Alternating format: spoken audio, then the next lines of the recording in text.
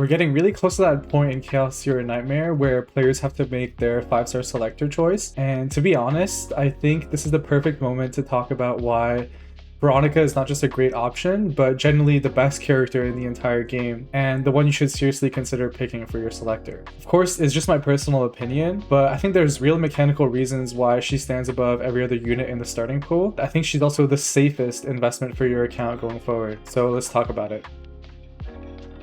For me, Veronica is the best character in the entire game because she's without question the most flexible 5-star in the game. Her usual role is one of a sub DPS who quietly does two things at the same time.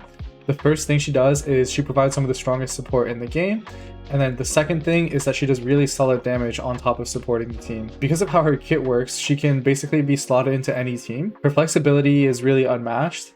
The only character who even comes close is Mika, but we'll talk about her a bit later. So first, let's look at what actually makes Veronica so strong. The first thing that makes her really strong is her draw engine. Her support revolves around what is honestly the best kind of support you could get in a deck builder game, which is drawing cards. She does this with both Repose and Sir Kowalski, and she doesn't just drop cards, but Repose draws cards from other combatants, which is a huge distinction. It basically means you aren't just thinning your deck at random, you're actually increasing the odds of pulling the exact DPS card or sustain card that you need when you need it. On top of that, with the right epiphanies, her Repose card and Sir Kowalski cards can reach 0 cost, and that turns her entire engine into just something that's smooth and you can endlessly cycle. There's one more thing that makes her really broken, and it's basically that she has 3 upgrade cards in her deck. She has Firing Preparation, which is the card that makes the ballistas. She has the Pendant of Resolution, and then Bombardment Prep is the one that gives her more reload stacks. And once these are played, they're gone from your deck for the rest of the fight. So if you've already removed her basic cards, which you should try to do, her deck becomes super thin. She just has like Repose and Sir Kowalski pretty much, and then the other upgrades she's already played. That means you're basically only drawing those cards, and she just keeps drawing over and over again for both your DPS or your sustain. On top of all that, at the end of every turn, she's just firing ballistas and doing really good damage, and you're getting that damage without spending any AP either, so she's really AP efficient, which is honestly just insane value. Next, I want to make my case for why she's the most flexible character in the game. The first thing is really she can fit into almost any team and benefit almost any DPS. A few examples would be Rin. Because Veronica doesn't really attack at all once her basics are removed, she just has the upgrades and the draw cards. She doesn't interfere with Rin's Dark Mist stance, and it's a lot easier to keep it up. She just quietly sits back and lets Rin do her thing, which is really awesome. The other thing too is she's a passion element character,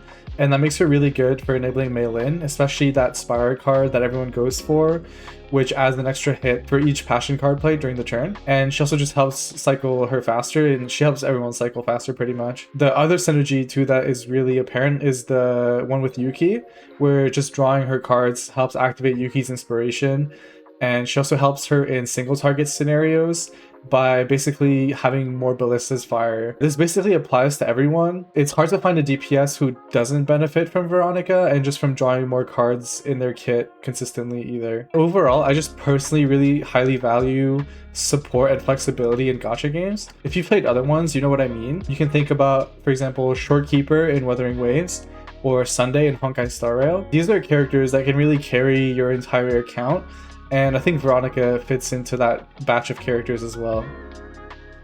Next, another thing I want to talk about is why Mika's not the best character in the game, because I can definitely see people thinking that Mika would be the best one. To be clear, I think Mika is amazing at what she does. She's definitely the best healer in the game by far in terms of pure output, but healing is not really the only way that you can sustain a team. First example would be pretty obvious, it's just shielding. Shielding is pretty strong too. So Magna as a generalist shielder is really good, and then you can also have Kalipe in some teams where she can keep the team alive pretty well without too much healing. And then some supports can also be combined with one another or with a shielder to provide that sustain that you need and keep your team safe. So you can think of, for example, Nia. She has a lot of built-in healing in her kit, and she also has some epiphanies that turn her cards into non-healing ones into healing cards. You can also think about Rei. Once she has 2 dupes, she basically heals whenever she attacks, and that can go a long way, especially with her snack time card that you should try to duplicate. That also gives a heal. So yeah, Mika heals more, but you don't always need that much healing either. She is really good in Chaos, but if you consider something like the Basin, it doesn't necessarily require the level of sustain that she brings, at least for now. Who knows what'll happen. And the second thing about Mika that's really amazing is obviously her AP generation, and it's great, but I think not every team needs it. Characters like Mei Lin, Rin, Rinoa, Yuki don't actually use that much AP when played well. And I think AP matters way more for characters like Keiron or Haru, but that still makes Mika less universal than Veronica. So she's very strong, but she's not the most flexible, and I think that's the key distinction. And now let's talk about the main thing, which is the selector itself. Before anything else, I really do want to emphasize this, which is the best pick is always the one you're going to have the most fun with. And if you don't own that character that you think is going to be super fun, then you should just pick that character. You shouldn't feel forced into chasing the meta. But if you are trying to optimize and min-max your account, then I do think Veronica is the best pick, and it isn't really close. So first, like we've talked about before, she helps every main DPS really. No matter who the primary damage dealer is, Veronica almost always slots in and makes them stronger. And I think this alone would already make her one of the top choices. But I think the thing that truly distinguishes her as like the top pick for me is that she's the safest character to pick against power creep, and if you're thinking far ahead in the future. I think this is the big one.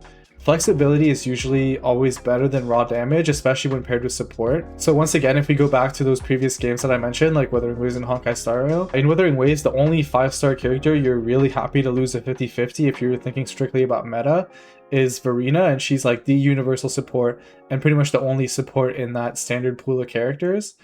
And then in Honkai Star Rail, Bronya is still the only 5-star who's somewhat relevant. Both of them are flexible supports, both of them fit into a lot of different teams, and they both age extremely well. And I think Veronica is pretty much that character for Chaos Zero Nightmare. She helps your account today, but she's still going to help your account later in the future when future DPS come out. For example, when a future DPS comes out, it's likely that Veronica can play with them, but it's less likely that the other DPS like Rin are going to want to be paired up with them. So all in all, I think it's very unlikely that power creep will invalidate her role. That's because consistency and card draw is just so valuable. And yeah, if you agree with my argument that she's the best character in the game, then why wouldn't you pick her, right? And that's gonna have to do it for this one. Let me know if you agree or disagree with my takes. I really like hearing people's ideas and perspectives on the game. If you enjoyed the video, make sure to like and subscribe for more CZN content. Thanks for watching, and I'll see you guys in the next one. Bye.